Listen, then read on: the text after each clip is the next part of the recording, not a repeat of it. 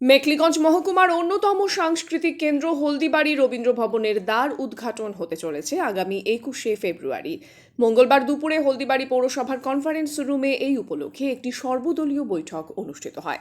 জানা গেছে, উত্তরবঙ্গ উন্নয়ন দপ্তরের 2,44,81,277 টাকা ব্যয়ে ভবনটিকে নতুন করে সংস্কার করা হয়েছে। উদ্বোধনী অনুষ্ঠানে প্রধান অতিথি হিসেবে উপস্থিত থাকবেন উত্তরবঙ্গ উন্নয়ন মন্ত্রী উদয়ন গুহ। এছাড়াও উপস্থিত থাকবেন বিধায়ক পরেশচন্দ্র অধিকারী ও তৃণমূলের কোচবিহার জেলা সভাপতি অভিজিৎ দে ভৌমিক। এদিনের বৈঠকে বিভিন্ন রাজনৈতিক দলের প্রতিনিধি এবং স্থানীয় শিল্পীরা উপস্থিত থেকে অনুষ্ঠান সফল করার রূপরেখা তৈরি করেন।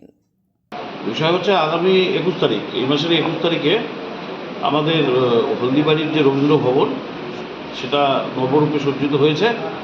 উত্তরবঙ্গ উন্নয়ন দপ্তরের অর্থানুকূল্যে মমতা বন্দ্যোপাধ্যায়ের আশীর্বাদে 21 তারিখে তার উদ্বোধন হবে, শুভ উদ্বোধন ঘটবে।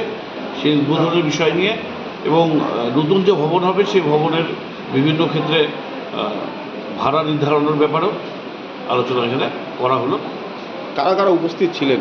এখানে উপস্থিত ছিলেন হলদিবাড়ির বিভিন্ন নাট্যগোষ্ঠী যেগুলো রয়েছে, তাদের প্রধান যারা রয়েছেন তারা ছিল, বিভিন্ন নৃত্যশিল্পীরা ছিল, তাদের নিজস্ব যে সংস্থা তার হয়ে তারা রিপ্রেজেন্ট করেছে, এবং রাজনৈতিক দলের প্রধান রাজনৈতিক দলের সদস্যরাও এখানে উপস্থিত ছিলেন। বললাম কি কি সিদ্ধান্ত হলো? রবীন্দ্র ভবন কমিটিও ছিল। সিদ্ধান্ত কি?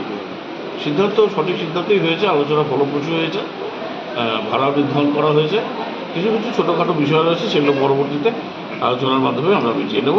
কিন্তু এটা বৃদ্ধি করা হয়েছে, ভাড়া বৃদ্ধি বলতে তেমন বৃদ্ধি নয়, সেগুলো আলোচনার মধ্যেই রয়েছে।